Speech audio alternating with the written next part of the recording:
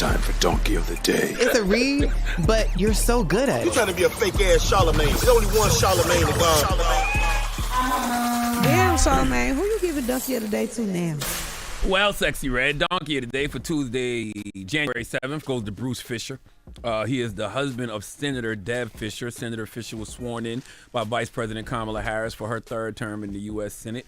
And her husband refused to shake the vice president's hand during his wife's swearing-in ceremony. Let's listen.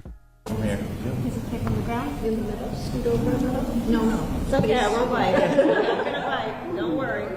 Okay. Okay. Do you solemnly swear to support and defend the Constitution of the United States against all enemies, foreign and domestic, so help you God? I do. Congratulations. Thank you. Thank you. Thank you for your work. Thank you. Congratulations to you. Thank you. Okay, you're welcome. Okay, sure. Damn, if you couldn't really hear what happened, she was telling telling Bruce, I don't bite.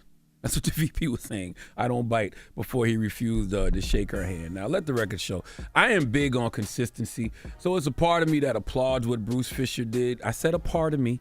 Okay, unlike a lot of you digital D-heads, I am able to see the whole totality of a situation and not just what I agree with. See, to me, it's incredible that Democrats are playing so nice after all the talk of Trump being the end of democracy. Okay, Trump being a fascist. It's like they're not keeping the same energy at all. Democrats out here talking about peaceful transfers of power. Listen to the VP speak on it.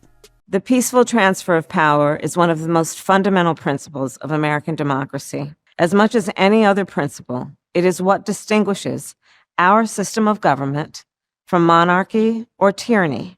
Today at the United States Capitol, I will perform my constitutional duty as Vice President of the United States to certify the results of the 2024 election. This duty is a sacred obligation, one I will uphold, guided by love of country, loyalty to our Constitution, and my unwavering faith in the American people. Look, I'm all for the peaceful transfer of power, but Democrats keep following these political norms and traditions, and it's confusing because you can't call a man a fascist and a dictator, but when he wins, throws all that rhetoric out the window. Unless, of course, it was just politics and you never believed it. I've told y'all this already. Yes, I've called Trump a fascist, not because of anything Democrats said, but because of the words I've heard come out of Trump's mouth. But it's almost like Democrats don't realize how they screw themselves for the future because the midterms are right around the corner.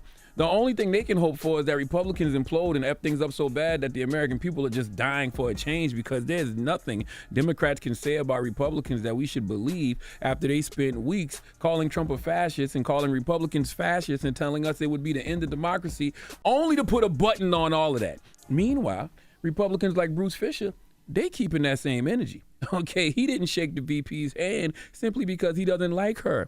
Or Democrats, period. They draw clear lines in the sand. They signal to their base every time they don't like Democrats. Democrats are terrible and not worthy of any respect, nonetheless your vote.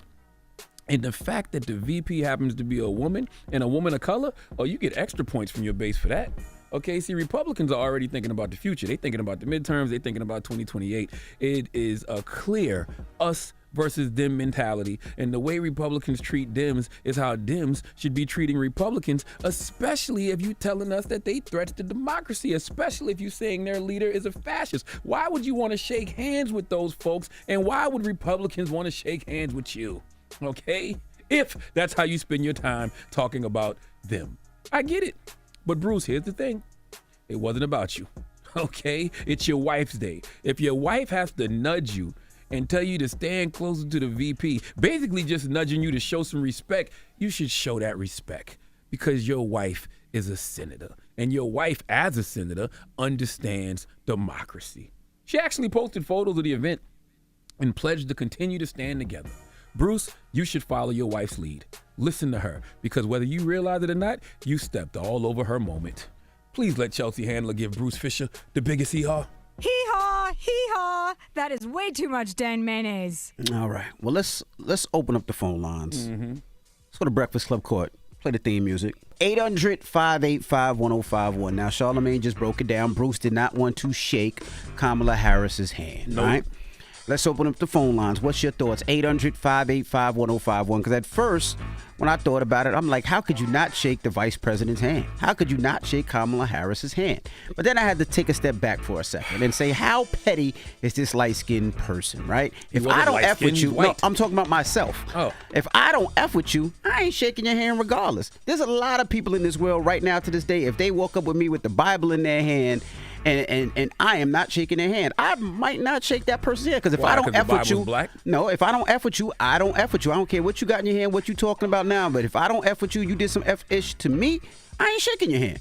Now, let me ask you a question, Jess, before we go to the phone lines. 800-585-1051. If you don't mess with somebody and they stick their hand out to shake your hand, even if they give Chris an award, even if they say Chris is the man, are you shaking their hand or how are you looking at them? Chris? I'm man. If I don't deal with you, no. You know, it don't got to be like, you know, no threats or nothing like that, but I'm not going to shake your hand. Why would I shake your hand? I don't deal with you outside of this. I'm not going to deal with you right now. That's what I said. It's a part of me. I'm not upset. I get it. Republicans like Bruce Fisher, they keep that same energy. Okay? If I don't like you, if I don't like the Democrats, I'm going to draw a clear line in the sand and let people know that. I actually think Democrats should be, the way Democrats have spoken about Republicans, that's how they should be treating Republicans. But no, they want to be, you know, they want to do the things the right way and be all about traditions and norms, and that's why you lose elections. Well, let's open up the phone lines. What are your thoughts? 800-585-1051. Let's discuss when we come back. Are you that petty, or are you going to shake the hand because it is the vice president? Let's discuss. It's the Breakfast Club. Good morning. Donkey of the Day is sponsored by renowned personal injury attorney Michael the Bull Lamonsoff. Don't be a donkey when you need a fighter on your side. If you're ever injured, go to michaelthebull.com. That's michaelthebull.com. And when you mess with the bull, you get the horns. Wake that ass up. In the morning. The Breakfast Club.